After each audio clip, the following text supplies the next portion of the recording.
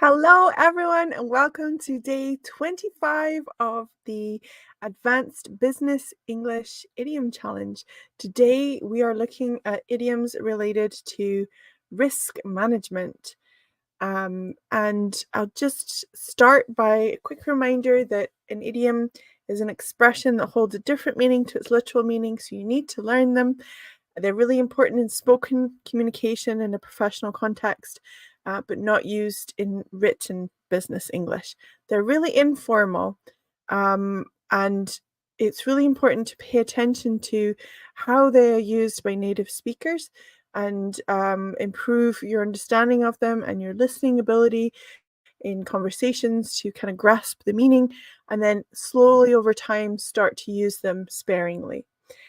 Today we're looking at these idioms: to take calculated risks, to run the risk, to be a risk taker, your risk appetite, and risky business. So it's all about risk. As always, welcome all of you who are going to join live. I'm so grateful that you're here, and welcome all of you watching on the replay. I encourage you to join in, ask questions, leave comments in the comment section, and practice using the idioms.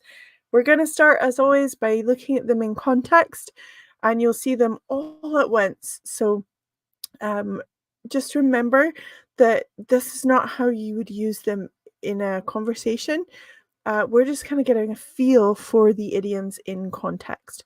In a conversation, you would maybe use like one or two idioms. You wouldn't use them all at once. Okay, I'm going to read it at the beginning and at the end. Hopefully it will improve. Your understanding of it will improve as we study the idioms. Here we go.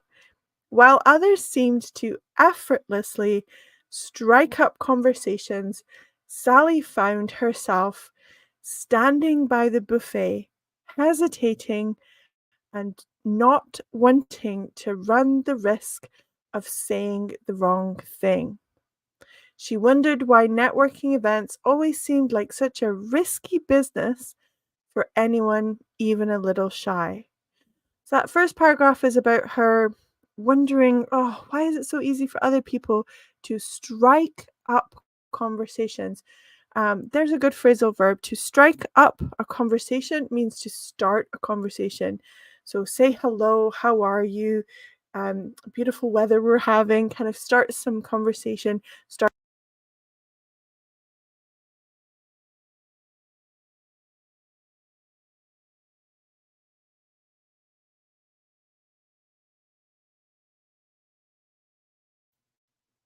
There we go. I'm moving around too enthusiastically, and I jiggled the microphone and it went off, but it's come back on. Okay, second paragraph. She felt tired and her risk appetite for social interactions with potential new clients was low. As the event progressed, Sally gave herself a pep talk, kind of like a little talk that you give yourself, like, come on, you can do it, come on, it's going to be great. Sometimes it could be external, it could be giving a pep talk to someone else, but a motivational little speech. So she gave herself a pep talk. For goodness sake, you are a risk taker at work, come on, you got this. She found someone else in the room she'd met once previously and decided that striking up a conversation with them would be a calculated risk she could manage. Okay, so that's all the idioms all at once. And oh, we have some comments. Those are always exciting. Hi, thanks for having me. You are so welcome. Thank you for being here. Yes, striking up a conversation is indeed getting into conversation, making small talk. It is about starting. And I'm so sorry. I know you've been on lives before, and I really want to say your name. I'm just not sure how to pronounce it. But if you're able to write it out for me, I will give it a go. To give yourself oneself a pep talk is to cheer yourself up. Yes, absolutely. Thank you for that. I appreciate it. Okay, let's look at the first one. To take calculated risks. Oh, Vitali. Thank you. Well, welcome, Vitali, and it's nice to see you back. Welcome. And welcome all of you on the live. Those of you joining live, thank you for being here, and those of you on the replay. Okay, the first one, to take calculated risks. Look at the two examples. Entrepreneurs often need to take calculated risks to achieve significant success. She took a calculated risk by investing in the new technology company. Okay, calculated means thought out very carefully. So a calculated risk is one that's thought out very carefully. So it means to carefully consider potential outcomes before deciding to take a risk. So we sometimes talk about an informed risk or a strategic decision to weigh the pros and cons, play it safe, test the waters, or tread carefully. There's a lot of synonyms for you. An informed risk and a strategic decision are the most formal versions. The other ones are a little bit more informal. But just it really means to think very carefully before doing something that could be risky. Okay, describe a time you took a calculated risk in your career. What do you think? Would you like to write in the comments section? Have a go at using the idiom. Personally, I took a calculated risk in my career when I changed countries and moved through different school systems. And that was a calculated risk because there was a lot involved with it. It could have gone wrong, but I thought very carefully and planned very carefully. And so calculated because it was well planned, but a risk because it could have gone wrong. Okay, to run the risk. This is useful for like truly risky situations, but it's also risky for situations that are very minimally risky. So kind of everyday conversations. Okay, some examples. If you don't finish the report on time, you run the risk of missing the deadline. Expanding too quickly can run the risk of overextending the company's resources. Okay, so to run the risk of something means to expose oneself to the possibility of a negative outcome. And it's just a really nice idiom to have to say, hey, I'm worried about this. I think we are running the risk of something here. Okay, so risk, face the risk, take the chance, be in danger. We go back to this first example here. If you don't finish the report on time, you run the risk of missing the deadline. This is a good idiom that is useful for giving advice. Hey, I'm worried about how you're doing with this project. I think you are running the risk of not researching it properly and ending up with problems. So giving advice, like you're worried about something, it's very useful. Okay, do you think it's worth running the risk of delays to insist on higher standards? Okay, there's a question.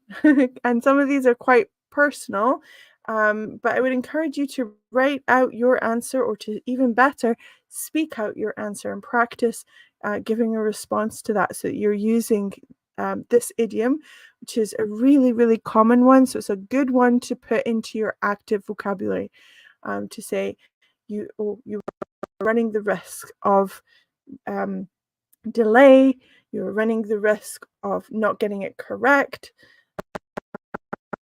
And I think it's a really good one to practice with. Okay, here we go. I'm going to share this because I love getting folks that actually join in and give examples. My career hit a brick wall and I had to take a calculated risk of working as a teacher. Absolutely, that's a great one. So if you weren't a teacher and you were taking the risk of going into that as a new career, that would be a calculated risk. Yes, it's a risk to start something new, but it's something you'd have to think about. And also it's not a massive risk. That's a great example. Okay, let's go on to a idiom that talks about personal qualities. To be a risk taker. Being a risk taker can lead to rewards, but it also involves potential failures. The CEO is known to be a risk taker, often pursuing bold business strategies. Okay, a risk taker is someone who's willing to take risks, just like it sounds. someone who will take risks in order to achieve a goal, someone who's adventurous, they're an adventurer, they're a daredevil. There's a good word, a daredevil. Someone who is comfortable with a high level of risk. So someone who goes skydiving is a daredevil. They are a risk enthusiast. That's quite a formal way of saying it. Daredevil, much more informal. Okay, I also at the bottom have got an antonym, and the antonym is really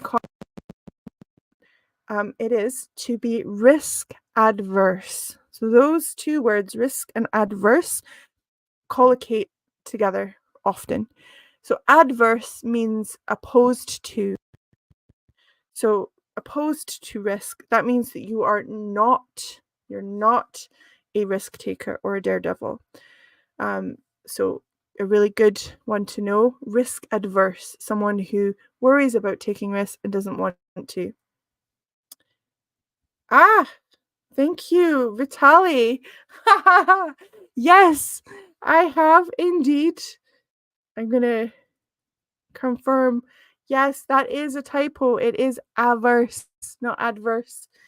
Adverse means opposed to, and averse means not wanting it. It is indeed. You are correct. And I love that you have corrected me. And that is amazing that your level of English is of that high level that you can spot that and be correct. Thank you for the correction. And I will change it before I put the slides into the resource library. Yes, risk averse, that you are not wanting to take risk. Thank you for that. No, I love it. No, please don't apologize. That is something that it would drive me absolutely nuts to have the video live and not have that spotted and pointed out. And the fact that you could, I think, is amazing, amazing. So thank you for that. So yes, averse. If you could look in the comments, people, you'll see the correct spelling of it. And you are opposed to risk, or you are not wanting it. Yes. Thank you. Okay, let's move on, if I can find the slides again, to the prompt that comes to that. Describe a famous risk taker in business and discuss their impact. Were they risk averse? Not adverse, but averse. Were they risk averse, or were they a risk taker? What was the level that they were comfortable at, and what was their impact because of that level? So this is one that would be really good to do a speaking prompt about.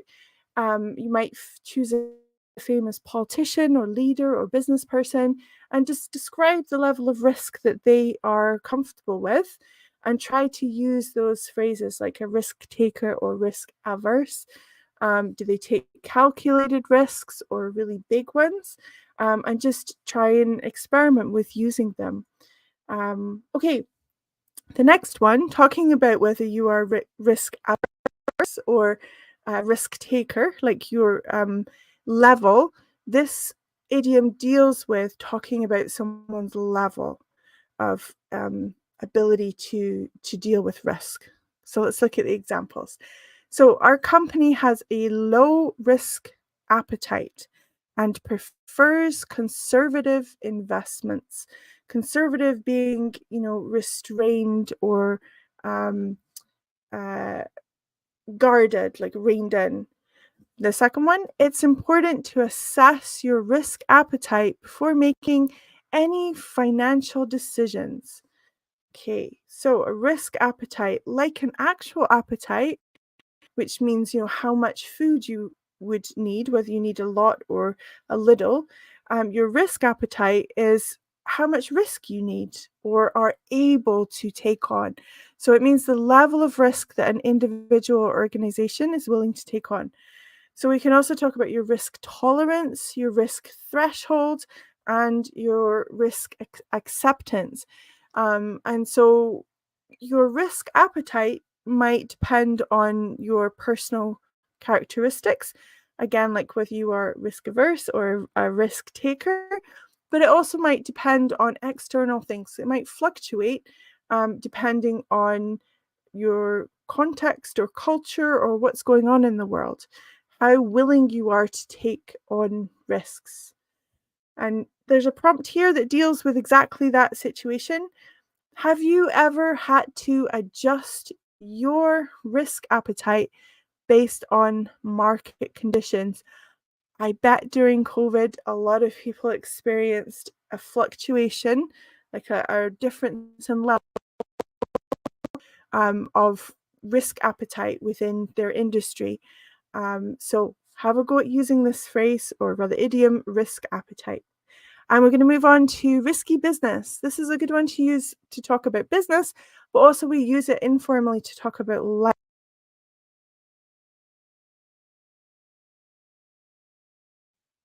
Just check my mic because I still keep moving around too much. Okay, so risky business. Investing in startups can be risky business, but the rewards can be substantial. And then here's one about life. Love can be a risky business. So we can talk about literal business and we can talk about life, and it just means an activity or venture that involves significant risk. It is a risky thing. So in that context, when we say business, we mean a thing or an event. Sometimes we say tricky business for something that is difficult. Tricky business. So I don't know. I can't remember my niece's address, and I need to send her a birthday card. Trying to organize for birthdays is tricky business. And again, that word business in that context just means a tricky thing, a difficult thing. So tricky business, something that's difficult. Risky business, something that's risky. So risky business is very informal because it's an idiom. A more formal way of saying it would be to say a high stakes venture. High stakes mean high pressure, high stress. And then a perilous venture, that means dangerous. Something is full of peril. Okay, here's a prompt for you. Let's try to see if we can use that risky business idiom. Have you ever found responding to difficult questions in a professional context to be risky business? In my day job as a high school English teacher responsible for young people, sometimes responding to questions can be risky business because the emotions are very heightened. There's a good collocation. The emotions are heightened in those conversations. Parents are very stressed about their children's futures, quite rightly. And so conversations can be very important, and so the emotions are heightened. And so it's important to say things in the right way and with as much professionalism and as kindness as possible. And so sometimes it's risky business to think and to say the right thing. It can feel a bit tricky. What about you? Have you ever experienced an aspect of your role that feels like risky business, where the danger of saying something wrong or doing something wrong is quite high? Okay, that's all of them, and we're going to come back to the example of all of them used in context and work through it, and hopefully you'll have a really good feel for all of the idioms. Okay, I'm going to read through it again. So while others seemed to effortlessly strike up conversations, Sally found herself standing by the buffet, hesitating and not wanting to run the risk, so not wanting to try because it felt dangerous. So run the risk of saying the wrong thing. She wondered why networking events always seemed like such a risky business, so dangerous and difficult for anyone even a little shy. She felt tired, and her risk appetite, so her willingness to try something risky, her risk appetite for social interactions with potential new clients was low. As the event progressed, Sally gave herself a pep talk, a motivational speech. For goodness sake, you are a risk taker at work, so you're someone that has to take on and deal effectively with danger at work. Come on, you've got this. She found someone else in the room she had met once previously and decided that striking up a conversation with them would be a calculated risk she could manage. So it was a calculated risk, a smaller, more manageable risk that she can think about beforehand because she's met them once before, and so it feels doable, feels manageable. I personally find talk sometimes to be a risky business and a tricky business at that. It can, so depending on the context, sometimes be a little bit of a struggle to get started striking up a conversation. What about you? Do you enjoy small talk? Do you find that effortless, or is it a little bit more of a struggle when you go to big events in your industry? Are you like Sally, kind of wondering when you can jump in? Um, or are you more kind of able to to seamlessly go ahead and engage in small talk? Let me know. I'm always interested what people's perspectives are. Vitali says, I was wondering if this video was going to get deleted. I'd like to rewatch it later.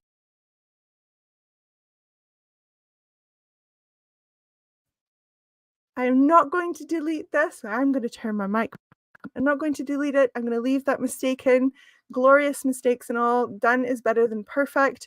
And we're going to move forward from it. So no, absolutely, this is not going to be deleted. I'm going to leave it up. I really believe in the saying of not saying the same thing twice. And while I wouldn't ever want mistakes, I do welcome them over being perfect and not moving forward. And Vitaly says, "Oh, I hate small talk." Yeah, it's not my favorite thing. It depends on whether other people engage. If I feel like I'm doing all the effort, then it's not my favorite thing at all. Okay, let's look at the quiz. So, two quick questions. What would you put for both of them? So the first one, most entrepreneurs often have a high something, enabling them to invest in innovative but uncertain ventures. So do they have a high risky business, a high risk appetite, or a high take calculated risks? Okay, number two, and I'm going to pop out of the way. Pop meaning to move quickly. I'm going to pop out of the way. Launching a new product without proper market research is definitely something. A, risky business, B, to run the risk, or C, to take calculated risks. What would you say? Launching a new business without proper market research is definitely. Okay, so what do you think for those? I know there's a little bit of a lag. Oh, I see one come through. So Vitali says number 1B, most entrepreneurs have a high risk appetite. Absolutely. So the field of entrepreneurship is one that by necessity requires a high risk appetite. By definition, being an entrepreneur is a risky thing. And so someone who's an entrepreneur has to have a high risk appetite to be able to do what they do. Okay, number 2, launching a new product without proper market research is definitely risky business. It is difficult. Vitaly, you got that one as well, 2A. Well done. Yeah, so there we go. The free course that will go along with this is in progress and it will be finished after all of the lives are finished. You'll find the link to that in the description where you can look at, if you're watching on YouTube, you will, where you can see the link to my free resource library. Thank you so much, everyone, for joining me live and on the replay. I appreciate you all being here so much. It's such a pleasure, and I hope to see you on some of the other ones. Okay, bye for now, everyone. Bye.